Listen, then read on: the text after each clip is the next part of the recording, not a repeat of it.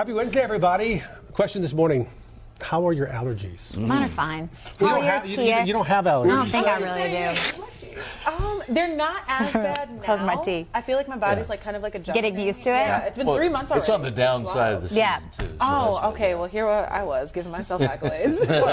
Well, you were talking about new kinds of allergies, like, I don't know, were you talking about grass and different stuff coming in? There, they come back every summer. You mow the lawn, you got the grass. You get some rain, you got the mold. It's never ending. It is never. It just depends on what your body. You don't have allergies? Yes. Do you have allergies? I think this year, probably more than ever. Yeah. Really? Yeah. Well, that's saying a lot if you're saying that. A couple years now. Yeah, just a couple. I was not impacted by I guess it's just me and I don't you. think I was either. I was trying not to say that out loud because I feel like now the allergy bug's going to get me. I had like a scratchy throat like 1 week, but I don't know. Was that allergies or was it?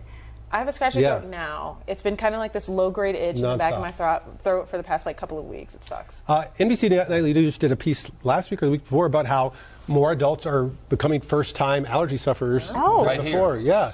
And yeah, it turns out Charlotte might be one of the worst places because if you're in the South and you're in a city, the confluence of those factors are especially deadly when it comes to allergies.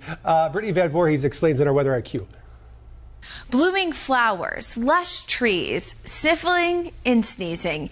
Yep, spring in the Carolinas can be breathtaking, literally. But why is pollen season so bad where we live?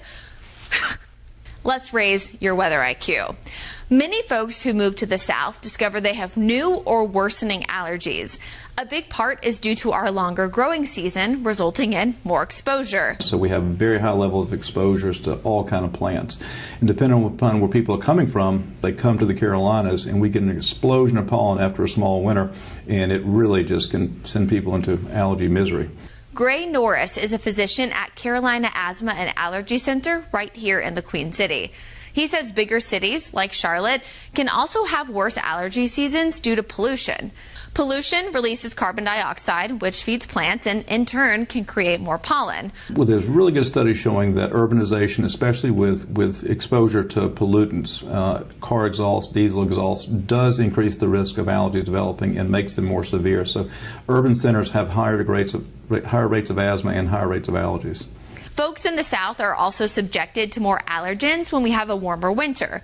Warmer weather doesn't just prolong the pollen season, but it also prevents plants from dying or becoming dormant, allowing us to be exposed all year long.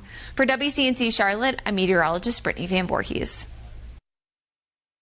Larry, you're just making a point about for people, some people moving here. When I briefly lived in Manhattan, zero allergies. Yeah. None. Maybe there's more trees here. Well, Would that that's it. it's because there you're surrounded by concrete. There's nothing. The point he was making is the carbon dioxide obviously caused an increase in the growth of the trees, but he's saying in urban areas with the pollution, I think it's really the trees, the plants that make the difference than because there are people come from New York City, Chicago, wherever, and don't have allergies until they come to Charlotte, the city of trees. Here's the other point I'd like to make, is that we've had a lot more allergy sufferers this year. The trees have been just annihilated in many areas. We don't have near the amount of trees that we had years ago.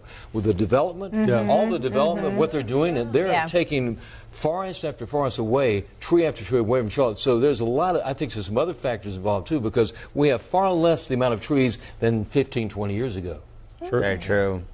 So, Hank saying suffered for the first time this year, pure misery. Yeah, I know. Joy saying mine are in overdrive. Yeah, I've had friends text me, and I text you this weekend. You know, I like to bug our weathermen on the weekends for like a personal forecast. No, but they were saying, okay, when is the pollen going to be gone? And also, not only for allergies, but like I'm just visibly seeing it all over my deck, and it keeps coming back. And so I have friends texting me, asking me all these questions for me to ask you guys. For me to ask you guys these things. Sarah, when you texted me that, I should have sent you this chart. Now, typically, by history, we usually see about the month of May that this rapidly comes down. This is just for tree pollen. So we're at that point that things are on the downward slide. But then well, it looks like it goes up and then down, though, and we're still at the beginning of May. We're beginning of May. Well, it's on the down slope is what I'm saying. Okay. Hey, the up, that's April. You followed the chart, Sarah. Follow the chart. And then the grass pollen, as Larry mentioned, we're now on the up and up for that. So it's typically hitting that peak around May.